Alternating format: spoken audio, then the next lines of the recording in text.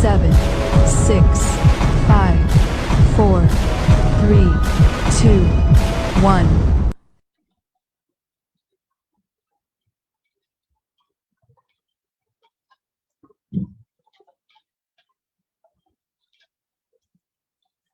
Hello, everybody. Welcome to yet another episode of LAJA TV. LAJA TV, which is a holistic segment of LAJA, which is the only forum in India that gives women a non-judgmental space to be themselves, and a forum that gives women a place to be what they are, to learn, to grow, to be inspired, and to inspire other women as they grow. This LAJA is a forum that has been initiated by a woman, with women who support her, and for women, because we believe that when the privileged few like us have an opportunity to grow, we must lend out a helping hand and help other women grow up with us too. So welcome to LAJA TV, and LAJA has chapters across Mumbai, Hyderabad. Sorry, I'm so lost here today because I'm very excited about the guest who's going to be joining us today. So let me start that again. So LAJA has chapters in Mumbai, Pune, Delhi, Ahmedabad, and in Hyderabad. Yes, I got that right. And this is a very, very, very close to our heart segment, a very, very close to our heart forum, because over the course of the last 2 years, when the pandemic started, we have seen that it is a woman who has to bear the brunt of not just managing home, managing the health of all the family, managing the finances, managing her own mental health, while managing the mental health and the physical health of all the other members in the family. And she has been doing a fabulous job. But then there are times when she needs somebody to reach out, to help out, to tell her that she's doing a brilliant job. So that is what we at LAJA aim to do. We aim to help women grow up. We aim to help women find themselves and become more empowered versions of their own selves. So yes, that is LAJA. We usually have on LAJA TV a series of news and things that we want to see of women, reaching for the skies from, past 2 months. But this time we decided that we would not do that. We would not share news. Instead, we would share a very, very inspiring story. And to get the story going, we have an amazing lady with us who has done so much in life that it completely inspires us. So let me first, I'm completely deviating from the pattern that we have set so far. So let me start off by telling you a story. What is the story? So, in the remote Himalayan countryside, high up in the hills, there are many small villages. And some of these villages are so disconnected from the cities or from the main hotbed of life that sometimes we don't even know about these villages. And in such villages where most things are unavailable, healthcare is unavailable, schools are unavailable, so many things are out of reach of the people who live there, because they live up high up in the mountains, because they have no access to proper roads, because they have no access to healthcare, to medical facilities, to education, why they don't have access to proper groceries even. In such a village, a Canadian Jesuit priest set up a school.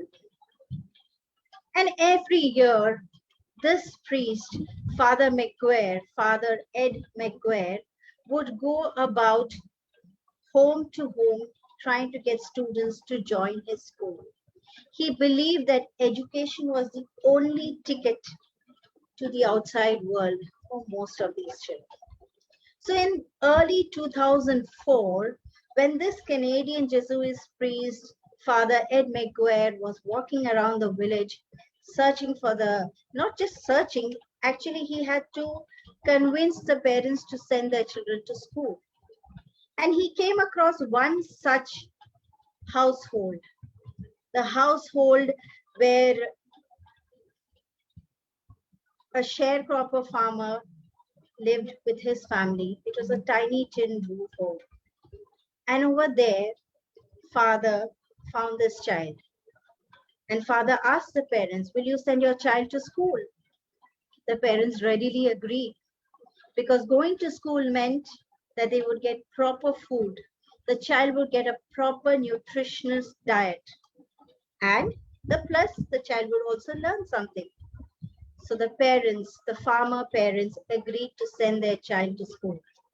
Now, Father McGuire believed that besides good education, food was very, very important because only then would the mind be ready to absorb the kind of education that it is getting. But how do you ensure that the child would come to school every day? Was food an enough draw to call the children to school? No. Father decided that he wanted to do something more. So every child who walked into that school on the very first day was given a violin because music gives so much joy. For some of these children, they had never even seen a musical instrument. Why, they did not even have toys. So a musical instrument in their hand seemed like something very, very special. Today's episode is about that musical instrument and that lucky little girl who seized the opportunity that came her way, who worked very hard, who worked with determination, and now is a very, very, very well known somebody who's made a name for herself in this field.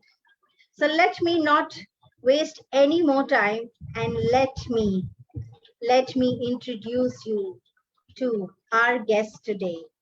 Our guest today is Kushmita KC.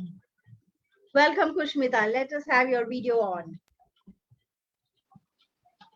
Hi. Hi. So Thank nice you to so see you. much. I'm so happy to have you here with us.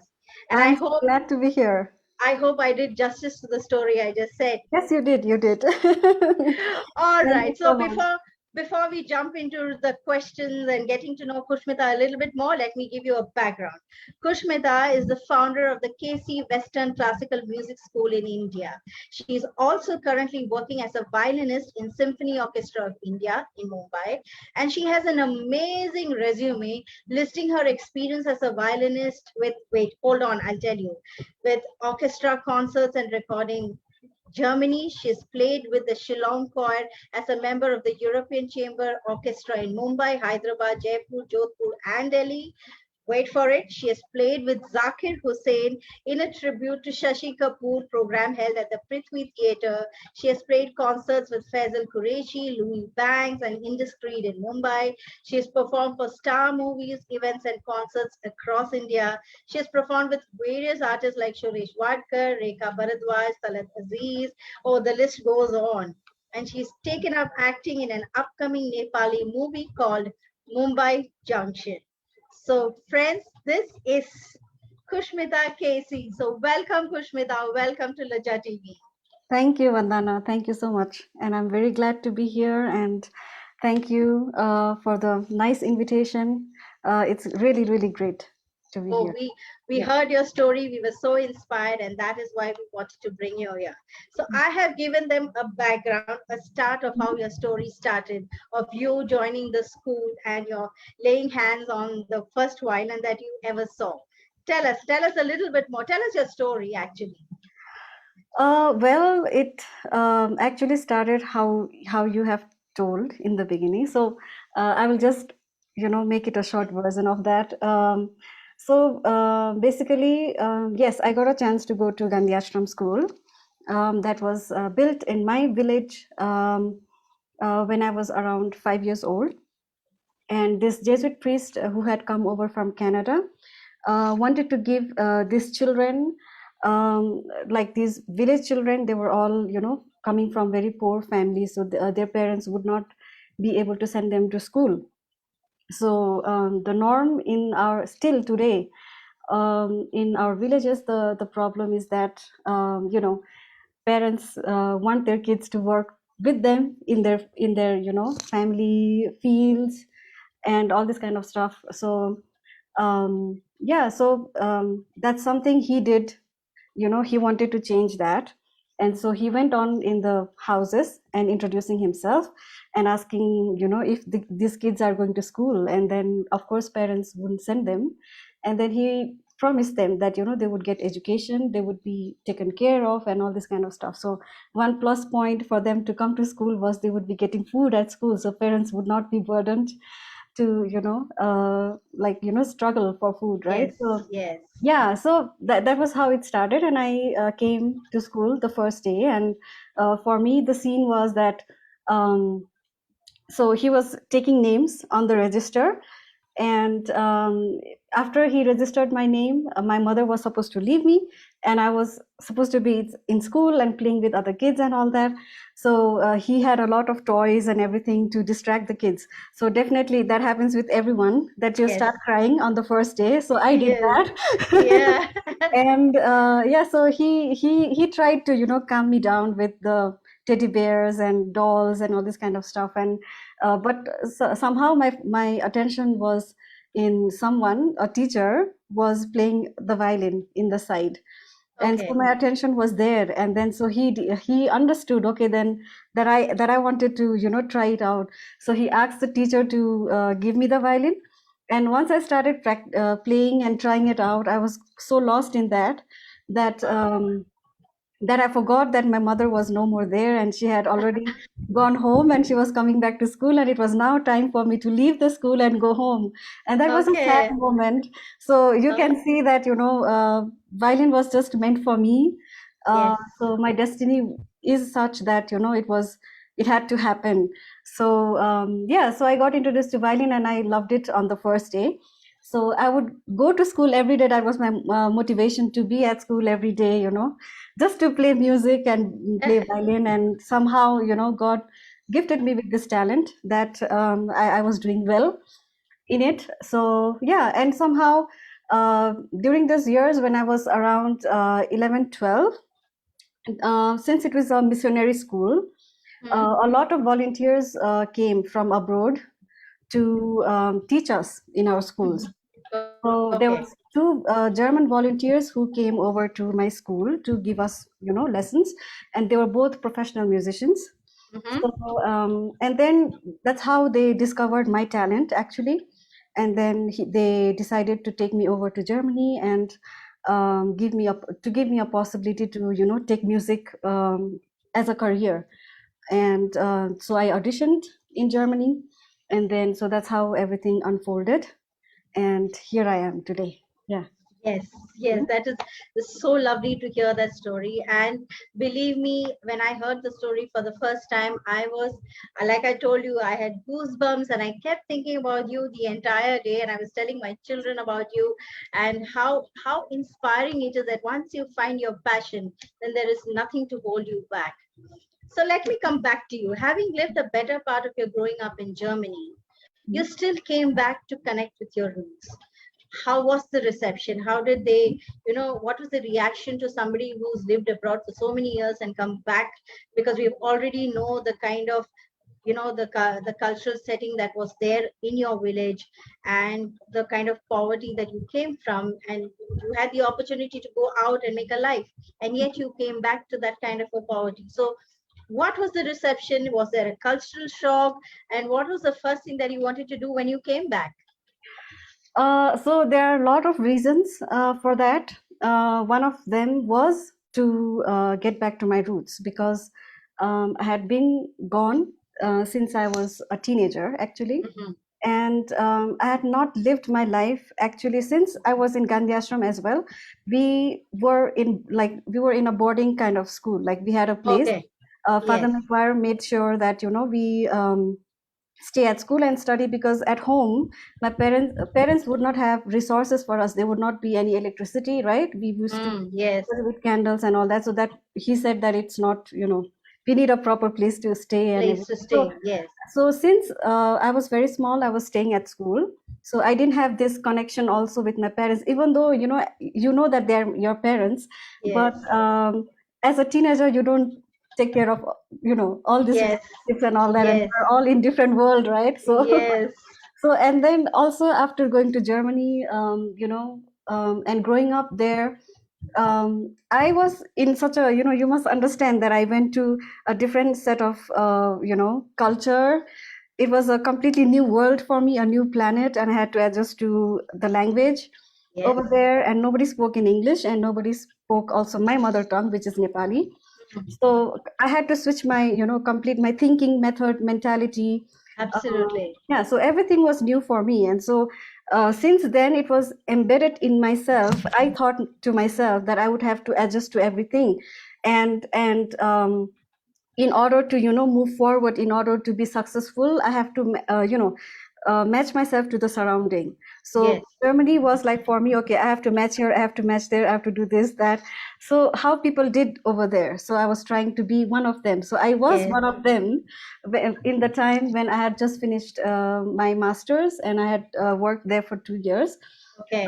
Somehow it, came to my mind that actually I missed this. Like I missed this connection of sense of belonging, Sense of belonging. Yeah, Absolutely. when you have gone through such a journey, and I had made all these plans for myself, and I had all achieved them all. So after that, what next? So what next? That was my question, and so that's why I decided to come back and see first, also to get in touch with my parents, of course, because it was very important to me that I get back to them, and also me being the older daughter in the family, the responsibility lies on me, it, right? We are all, Yes. yeah. Yes. So Absolutely. yeah, so Wow. that was one thing that I wanted to also take care of, because my parents, my heritage is such that my grandfather had come over from Nepal to India as a refugee. So he did not have his own land, so he was staying with landlords. And in my generation now, I wanted to make sure that we have our own land, and that my Wow. parents live in our own house. So all of these things were there in my mind that I need to do for them. I wanted to do for them, and that was one thing. And the other thing was to come back to India, because there is a, like in Symphony Orchestra of India, there's an orchestra here in Mumbai. So I wanted to play in my own orchestra, in my own, country, in the orchestra, where my talent is, valued, and, Mhm. and where I can contribute, and where I can also make a difference at the same time. So those were the, thoughts behind coming back to India. Yeah. Wow, that's amazing. It's so again, like I said, when you spoke about this thing about wanting to own a piece of land Mhm. and give that to your parents, I think that's a big achievement. And anybody who's able to do that for their parents, anybody who's able to come back and stay connected to their roots and give back to your parents, I think that's an amazing thing. And we should all take note of this, because somewhere we are all losing connect with our roots. We want to become westernized, we want to go abroad, we want to make a life, but at the end of the day, this is what has made you, like a conversation I heard about with Priyanka Chopra and Kareena Kapoor, where Kareena Kapoor keeps telling her, remember your roots, remember your roots. Of course that must have been done as a snub, but nonetheless that was such a a powerful statement. Remember your roots, because our roots are what make us. Right. uh, that's so amazing. Now, your school, the KC Western Classical Music School, it sounds very inspiring. It sounds very like is it on the lines of the Juilliard School, of New York, or the Berklee School of Music, or the Royal Academy of Music? What is it? Is that your vision? Is that where So you're heading?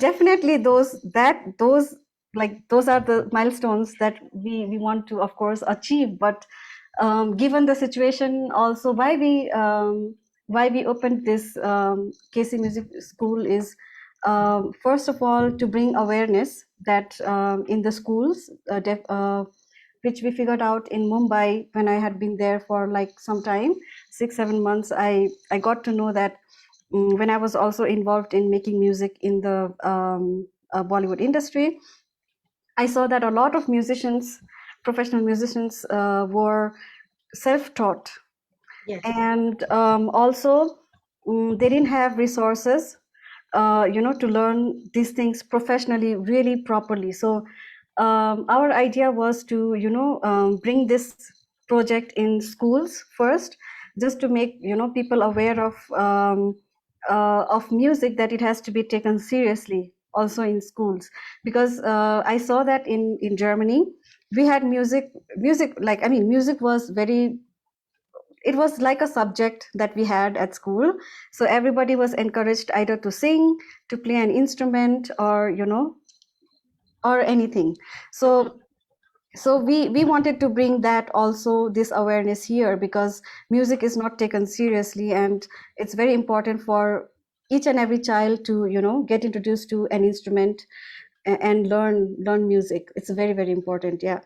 True. I think we're still stuck in the thing of you have to do your academics. Your academics are more important, Right. math, science, and the languages. Even languages don't really get as much importance as maths and science. So I Right. think we are still stuck in that kind of a rut. And anybody who's interested in music then goes and learns it from outside, goes to extra coaching classes and things like that. But this is very Yeah. interesting to have a school which is dedicated to music like this. Mhm. So in your KC Western Classical Music, do you have regular subjects too, or is it just music? It is only music. It is All only right. music. Yeah. And you have all the instruments there and vocals and all of that? Not so much. As of now, we have started with piano and violin, and Okay. also guitar, keyboard. Okay. But we want to, we have just started that, so we want to branch out and, do it properly. So All for right. that, we will be needing a lot of, help also. So yeah, let's see where that goes. Let's see where it goes. All the best with that. Yeah, thank you. Now, we both are talking at a time when the pandemic is raging, and we're hearing of so many cases, so many positive cases, so many cases of death and demise and all of that, and it's really it impacts the mind. So while everybody says that music heals the wounds that medicine itself cannot touch, do you really believe in this? And have you thought of working in the area of mental health, wellness in that space? Have you thought of? Definitely. Yeah, definitely. So I strongly believe that music heals a lot that, medicine, like for example, cannot. I mean, it can go to an extent, but we our body is a vibration, right? And Yes, and I think that with the correct, method, like you said, in the medicinal, area, how you can use music, or like in music therapy, we have music therapy as well. So I okay, did that for some time. Also in Germany, I've done that, all right, because my father, my German set of parents who were taking care of me in Germany, he he was a doctor. So yeah, so I got a lot to do with music also in his clinic. And yeah, I would love to do that, maybe because there is a lot of scales, and also in this, you can use a lot of musical instruments to heal yourself, like, yes, Tibetan gongs, yes, right? yes, They can heal you also. And so yeah, that would interest me a lot to do. And yes. So I will keep you in mind if somebody is looking for anybody who's in the music therapy space, and I think anybody who's definitely I would listening, be glad. please connect them to Kushmita. I'm sure she could also add a lot over there. Yeah, definitely. And like we know, right? I mean, the soul, music brings out everything that words cannot. So you can maybe speak, and you can, maybe you cannot express so much. Like it is with me, right? I cannot express so much of my things when I talk to someone. So whenever I have my violin, and I take out my music, and it's all, clear, and yeah, that's why I think music is very important. Yeah. Absolutely. Now you play the violin, and from what I have known or heard, violin is the toughest instrument to play because unlike the guitar or the sitar or the veena, you don't really have grooves to tell you your scales. So someone like somebody as old as me wants to pick up the violin and learn now, is Mhm. it possible? How difficult or how easy is Definitely. it? Yeah, definitely, definitely. I mean, only, the difference is that um, that when you learn an instrument like violin, and if you compare an instrument like, let's say, piano, or in that case, a drum set, then the difference is that achieving the structure itself to be able to produce one single note properly and clearly takes a lot of effort on violin and a lot of discipline and patience as well. Whereas on piano, you already have, like you said before, you already have all the keys there, so you don't have to think about the notes because Yes, the key is there. So your job is to find the right key yes, and play them, and the sound is perfect, right? Whereas yes. on violin, you'll have to take care of the intonation, which is the pitch. You have to create the proper pitch yourself. So that is the one thing that that's a difference. Like, you need to bring a lot of patience with yourself, but once you have this basic, anybody can enjoy playing the violin. And of course, we all don't want to become the world class violinist from today to tomorrow, so that Yes, will not work. But for yes, that, of course, you need to start very, very young. And because when you are young, your hands, your fingers can, you can still form someone, you can still shape someone much better. Yeah, absolutely. physically. Mhm. So how what is the youngest age that your students or at what age can a child really pick up the violin? I think I prefer to have them, maybe not at 2 or 3. So maybe like 4, 5 is a good age, because they also need to understand what you are talking to them about, because Yes, notes, vibration, all this, they need to understand also what they are doing. So of course there are a lot of kids, I mean, in Korea, Japan, and in China, they already start at 2, right? yes, yes. So that's also there, but I The think, ideal age would be 4, you're saying. yeah. But if someone comes up with 2 or 3 and who can already hold the violin properly, why not? I mean, Why not? I know. That's for yeah, sure. That's for yeah, sure. So yeah. if somebody comes to you and says that, Kushmita, I want to learn music, I want to start playing an instrument, what is the advice that you would give to a person like that? Can a tone deaf person become, you know, start playing something? Definitely, I think, because instruments again vibrate, and you get that on your body. You get, you understand a lot of, frequencies through your, skin cells. So of course you can. There are a lot of musicians in the world who can play instruments, who are deaf or who cannot see. I had a friend who could not see, and he played an instrument. He played beautiful flute. So maybe sometimes it is even better. I mean, I don't want to sound rude, but maybe it's even better if you cannot, uh, see properly or whatever, because you are not so much distracted about Yes. things. So you have a lot of focus on only playing that instrument, and that you do it very well. So yeah, you can. Okay. And if you had to advise one advice that you had to give to the women who have been listening to us, Mhm. what would that be? Like, there is one quote that says always, and that's very, very close to my heart, and I, apply that every time, and it goes also well with my life story. That is, bloom where you are planted. So, Wow. so the situation and the circumstances don't matter.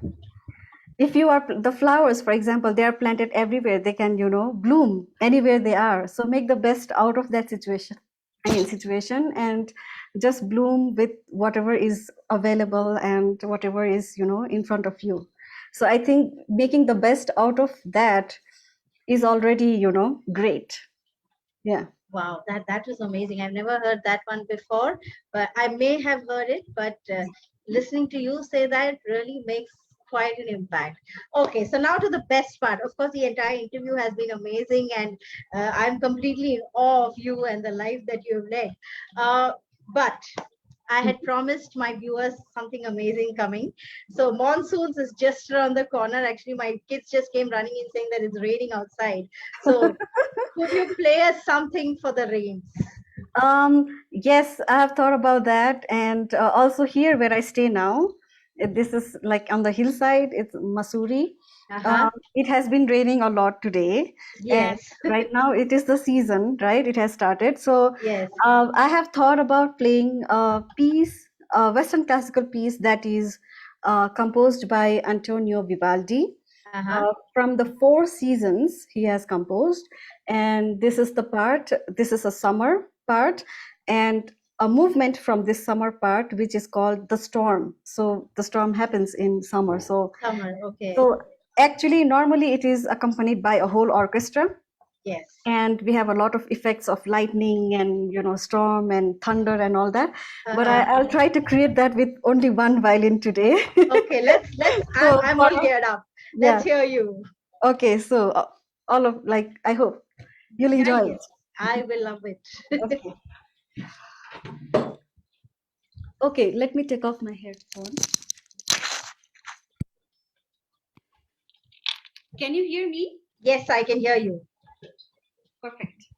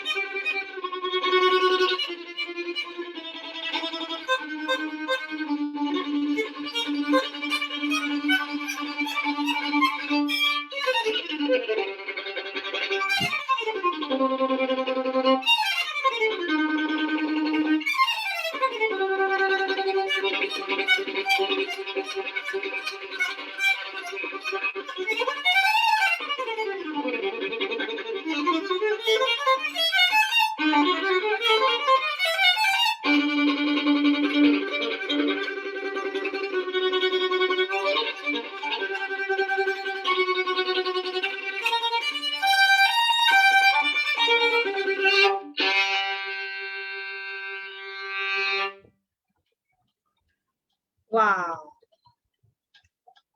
Wow, that was so amazing. Yeah, so that was the thunder and the storm. Yes, oh my God, that was absolutely divine. It was out of the world, and this is a piece that I've heard before, and I love it. And yes, with all the effects and all of that, all the other encore, it's an amazing piece to listen to. So thank you so much, Kushmita. You made my day, and this is so amazing. I had a very tiring day today because I've been working all day, but this Wow. has added so much energy. Thank you so much, Kushmita. Thank you from me. Thank you from Riddhi, from Tina, and from all the Laja women who are listening to us. I couldn't think of a better way of coming back with Laja TV. We had a short break because of health and all of that, but this is amazing. Thank you so much, Kushmita. And you do keep checking your mail ID, mail account, because we will have a small surprise for you shortly. That's great. I'm looking forward to that. And I also want to thank you guys so much for having me here. And I'm really, really glad to be a part of this. And also, I want to thank you and Tina for introducing me to Laja. She was the one who added me there, and she talked about your this project. And also to Riddhi, thank you so much. And I'm really, really thrilled and really, really glad that I was here. Thank you. Thank you so much. The pleasure is completely ours. Thank you so much. Thank you, Thank dear. you. And yes, bye-bye. And finally, like always, what I will do is I will share a short. Uh, we generally talk about the Laja Growth Platform member, and that's what I'm going to be doing. Today, we are going to be talking about Dr. Shwetaba Jadeja Jala. She is an Ayurvedic doctor and owner of Veda for Wellness. Besides being an Ayurvedic consultant, she's a Garbha Sanskar counselor and yoga therapist, and she cures kids with Ayurvedic treatment. She has her own line of natural beauty products, and a special product is Swarna Prashnam. Uh, it is like a Chavan Prash, and apparently it has all the goodness and all the wellness of a beautiful Chavan that we see. So don't go for these, mass-produced Chavan that you find at a chemist. Please connect with Shwetaba and she will give you the best deals there is. So yes, all of you who have been watching us, Kushmita ended with such a beautiful music piece, and I'm sure that has refreshed all of you who've been watching us. And we will be back again soon with another guest and other inspiring story, and lots of love. Bye-bye. Take care. Good night.